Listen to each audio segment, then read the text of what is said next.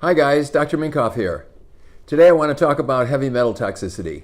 This is how I got into alternative medicine. My wife got heavy metal toxic and I switched from being an emergency room physician to doing this. So I've been at this for about 20 years and it's a very pertinent topic because it was a problem then and it's definitely a problem now. I think the original question is where do we get these things from? Where do these heavy metals come from? First of all, they are in the environment. Depending on where you live, aluminum and arsenic and cadmium and lead and mercury, these are the main heavy metals. They're all over the place. The lead in the soil of the United States and most of the modern countries is saturated with lead. And that's because from about 1910 or 11, when they first started making cars, to about 1962, cars were burning leaded gasoline. Those lead fragments were spewed all over the environment, and so lead is virtually everywhere. It's in the food that we eat, it's in the air, and practically all of us are actually lead toxic. If we take a patient and we do a challenge where we give them either a supplement or a drug where we test then their mercury or their lead, we will find it, especially lead, in large amounts. So it's everywhere. And it's a big problem. It causes hypertension, it causes anemia, it causes lack of growth mentally in children, it causes Parkinson's disease, it causes seizures. So this is a big problem. So environmental sources are really important. Other environmental sources are like volcanoes. They spew out lots of heavy metals, especially mercury. Some years back, I had a couple of patients who were coffee farmers on the island of Kona, Hawaii. And of course on Kona, the Mauna Kea is an active volcano and it spews out mercury and it gets on their fields and it gets in the air and it gets in them. And they would come every year for 2 months with their mercury levels sky high. We would do a chelation treatment on them. Their mercury levels would go down and then they would go back to the coffee farms, and we did this every year for several years. So environmental sources, like including volcanoes. Now, because these things spew up in the air, whether it's the lead or the mercury, it gets in our lakes and streams, it gets in our environment. It'd be very interesting that if you took, and here's one of the other sources of heavy metals, especially mercury, is if you look at the amalgam fillings, the silver amalgam fillings that are in people's mouths, those fillings are about 50% mercury. Now mercury at room temperature, of course, is a liquid, and most of us played with mercury when we were little kids. They add to that copper, tin, silver, sometimes zinc to make this amalgam, and then it's put into the tooth. The problem is that if you're eating foods that are hot or you're chewing, mercury at room temperature is a liquid, but it actually boils at only 110 degrees. A hot cup of coffee or soup is like 140 or 150. So that mercury will vaporize off and it will get in your throat, it will get in your cells, you can swallow it, and it will get in your body. So that's another source of heavy metal toxicity, is your own fillings. There have been lots of experiments done in goats and sheep where they do new fillings on them, and then they put a label, like a radioactive label, on the mercury. And then they can track with scans, where does that mercury go over the period of 3 or 4 months in that goat or that sheep. And it goes into their brain, into their heart, into their kidneys, and into their liver. It moves. And it causes a problem and toxicity. Now what's interesting is an average amalgam filling, that's a silver filling, is about 500 milligrams, about a half a gram. If you ground it up real fine, and you put that in a 10-acre lake, and then you had the EPA come in and check for safe mercury levels, they would put an advisory on that lake that if there were fish in there, you couldn't eat the fish. So this stuff is very toxic in very small amounts. That's one amalgam in a 10-acre lake. Now, what do you think happens in a 3-meter body? and the person has 8 or 10 amalgams. The mercury comes off and it enters their body and they get full of it. And so this isn't a good thing. Mercury in some states now is illegal in amalgams, especially in children, but in a lot of places they still do it. So it's definitely a problem. Another problem can happen is if you have a pregnant woman, and I had a case earlier this year of a child who had developmental delay, and we were looking to find the pregnancy was apparently normal, the delivery was normal, the child had normal growth and development, but at about a year of age, and this child did not get any kind of vaccines, the child's developmental milestones started falling off. And by 2 years old, he still couldn't talk, and he had definite delay. And I got a history from the mom that during her pregnancy, she had several mercury amalgam fillings placed. And those mercury amalgam fillings, when we tested the baby was high in mercury. Now those fillings off-gas. A pregnant mother will dump her toxins into her fetus. The body actually uses the fetus as a dump site. And so the baby developmentally got mercury while he was growing and then manifested a developmental delay once he was born. So he's now on the mend because we're treating him for heavy metal toxicity and his milestones are improving. He's beginning to talk. This is treatable, but ideally you never do that. You don't ever get mercury fillings, and you certainly don't get them during pregnancy. Now another thing that can happen is that in some of the vaccines there is a compound called Thimerosal. Now Thimerosal is ethyl mercury. It is mercury. It is used as a preservative in vaccines, and sometimes doctors get vials of vaccines which are multi-dose vials. So there's maybe 5 or 8 or 10 doses in there. They can put the syringe in, pull up one dose, give it to one kid, do the next kid, do the next kid, do the next kid. And they generally have this preservative, which is ethyl mercury. Thimerosal is the trade name. And like flu vaccines, most of them have mercury. And if you give someone a flu vaccine, it's not like it's just off-gassing off the teeth or like it's in some piece of fish that you ate. This is injected mercury. And hepatitis vaccine, which is given to very young children, usually at a day of birth, most of those have thimerosal. And so what you're doing is giving a baby 50 billion parts of mercury right into this little infant who doesn't really have an immune system, doesn't have good detox system. And that's more than 100 times what the legal allowable amount of mercury is, even in drinking water. So these are sources of heavy metal toxicity in us and in our children. Now some foods, especially fish, are high in mercury. And the bigger the fish, the more likely that that fish has a lot of mercury. So the big predator fish, tuna, mahi, grouper, shark, mackerel, these fish eat other fish, and they grow old and they grow big, and in the process they accumulate a lot of mercury, and so when we eat those fish, our levels of mercury go up. One of our routine tests is to test mercury levels on virtually everyone that comes in the blood, and people who eat a lot of fish, they have high mercury levels in their blood. It's not good, okay? If you like fish and you want to eat fish, the smaller the better. So like sardines are good. Most shellfish is okay. Moderate wild-caught salmon is okay. But I wouldn't eat fish too often because these fish are contaminated. The ocean's contaminated and these fish pick it up. There's also a lot of there's also a lot of heavy metals in pesticides. So we find arsenic levels elevated in many people. Chickens are given arsenic along with their food, and so chickens tend to have higher levels. Brown rice tends to have high levels of arsenic. So people who smoke, they always have extreme high levels of cadmium. Cadmium is another heavy metal.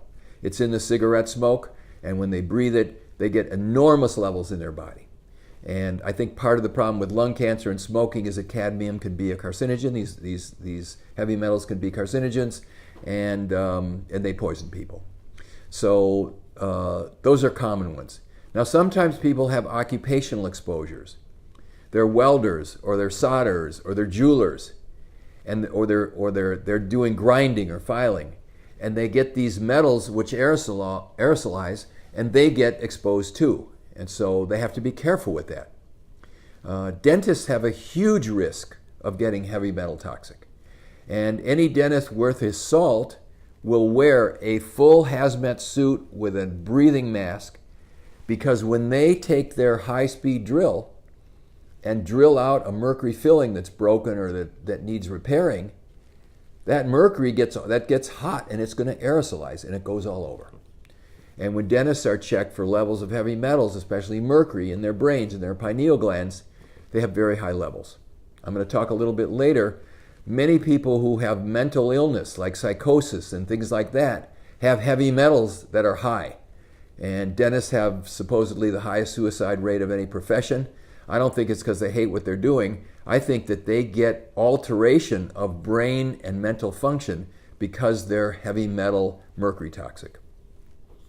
Now sometimes you're exposed to these heavy metals with the cookware that you use.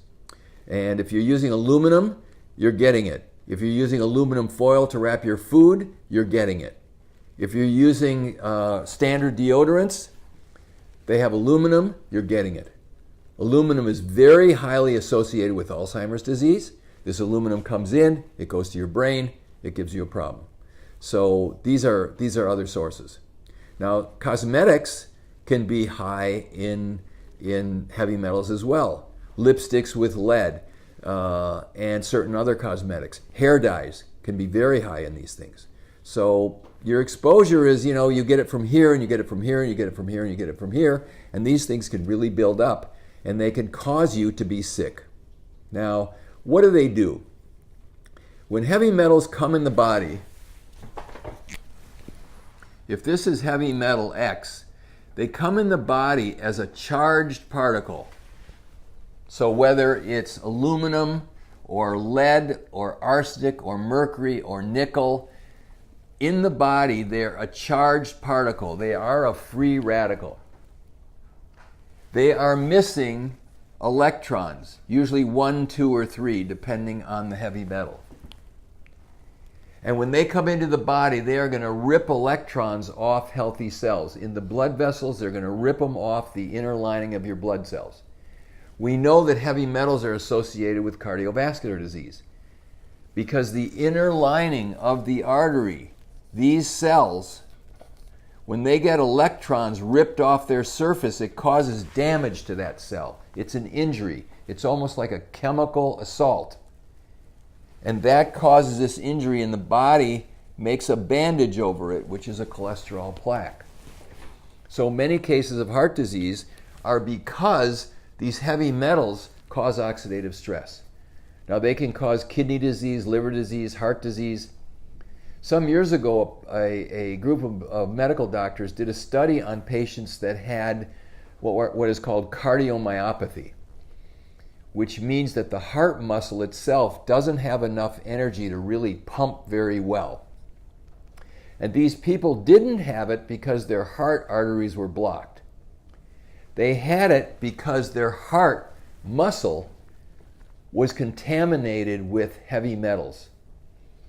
And they found that in people that had the cardiomyopathy that was from heavy metal toxicity versus the cardiomyopathy from a known viral infection or from lack of blood supply, that the levels of heavy metals in the heart biopsies that they did were thousands of times higher than what they should have been. And so these are poisons, they're tissue poisons, they're cellular poisons, they cause oxidative stress, they go into the mitochondria of the cell and they prevent the cell from actually being able to make energy. They also kill neurons. So neurons are the cells in our brain and our spinal cord. And when you put mercury next to a neuron at very, very tiny doses, that mercury will kill the neuron. And so we don't want to lose neurons because these things are associated with premature Alzheimer's disease, with Parkinson's disease, with ALS, because neurons are dying and there's a problem. So these are very important things, and because they do these things, They also poison enzyme systems. And so what we want to do is avoid them as much as we can so that we can keep our body healthy. Now, people get all kinds of signs and symptoms from heavy metal toxicity. They can have headaches, or they can have nausea and vomiting. They can have chronic pain. They can have fibromyalgia. They can have all kinds of psychological type symptoms, from mania to depression to sleeplessness. And so it can manifest in many ways. Oftentimes people get diagnosed with chronic fatigue and they're heavy metal toxic, or they have dizziness, or they have disequilibrium, which can be a problem. A very interesting study was done in criminals with another heavy metal called manganese. And they were measuring levels of manganese in the hair, and they found that white-collar criminals had elevated manganese that was higher than the average population, but homicidal maniacs, people who had killed people, had very high levels. And they could sort of track the amount between, you're not such a bad criminal, like you didn't kill anybody, you just stole from them or did something like that, or the guys who are really bad, life sentence types, had really high. So these can have a definite psycho-emotional effect, and it's very important that these people be identified because they may be salvageable by getting the heavy metals out of their body. Okay, so what can you do? First thing is reduce exposure, okay? Non-toxic cosmetics, antiperspirants that don't have aluminum in them. Use natural type cookwares. Cast iron skillets tend to be fine. High grade stainless steel tends to be fine. Corningware tends to be fine. Don't use aluminum pots and pans. Don't wrap your food in aluminum foil because you're going to get aluminum. If you smoke, stop smoking, or at least cut your smoking way back. Get the metal out of your mouth by a natural biological dentist. And if you come in to get your mercury removed out of your mouth and your dentist doesn't have a hazmat suit, tell them I'm going someplace else. Because you can get in big trouble taking these things out without having them, if they don't believe that it's toxic and they're not wearing the stuff, then they're not going to do a good job. And we have had scores of cases where the dentist said he took out all the heavy metals, and then what he did was put a gold crown on top of the heavy metal. Now you get a battery effect. You have a gold and you have a mercury next to each other. And it produces an electrical current. And we can measure the electrical current. I can put a voltmeter on the tooth and then on the cheek, and I can measure direct current voltage coming out of that tooth. Now, a normal neuron fires at about 70 millivolts. I have seen teeth up to 350 millivolts 24 hours a day coming out of that tooth. Where does it go? It goes down the jawbone, it goes into the brain. It also pumps the mercury out of the tooth, the deep parts of the tooth, and it pushes it into the root of the tooth and into the tissue. I have somebody that I saw this week. There was a gray tattoo next to the molar tooth. On the molar tooth there was a gold crown. Then when the dentist pulled off the gold crown, there was mercury underneath. And that mercury had been pushed out of that area onto the gum and it produced a mercury tattoo. And now I have that person taking a cotton ball with water and opening up a capsule of chlorella, which is an algae, but it binds mercury very well. And they put that wet cotton ball on their cheek, by the gum. They let it sit there for an hour, they pull it off. And over a few months' time, that mercury tattoo will all be tapped off and the mercury will be out of their gum. Okay? So normal dentists don't generally care about this. They don't understand it. They don't know it. And that's why you want to see a natural dentist who's certified to remove this stuff. There are several dental organizations that certify dentists. The one I can remember off the top of my head is called IAOMT.com. It's the International Organization, I forgot. Anyway, IAOMT. And And this is a group where you can look on there, put your zip code in, find the dentist near you. That's somebody that you go to who will do this safety. Next thing is what we want to do is, some foods are high in mercury. So we talked about fish. So watch out how much fish you eat. Eat little fish when you eat it. High fructose corn syrup often has mercury in it. If you're drinking sodas with high fructose corn syrup, which you shouldn't be doing anyway, is you should not drink that stuff, because it has, many of the times, it has mercury in it. The way this stuff gets out of the body is through mostly stool and to a certain extent sweat. So saunas are good. They help you sweat this stuff out. You've got to have a bowel movement at least every day. It helps get this stuff out. If you're chronically constipated, the metals don't come out. Of course, plenty of water so that you flush everything out.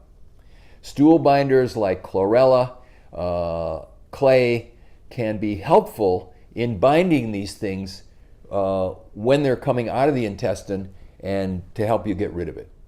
There are lots of different what are called chelators. Chela in Greek means crab or claw.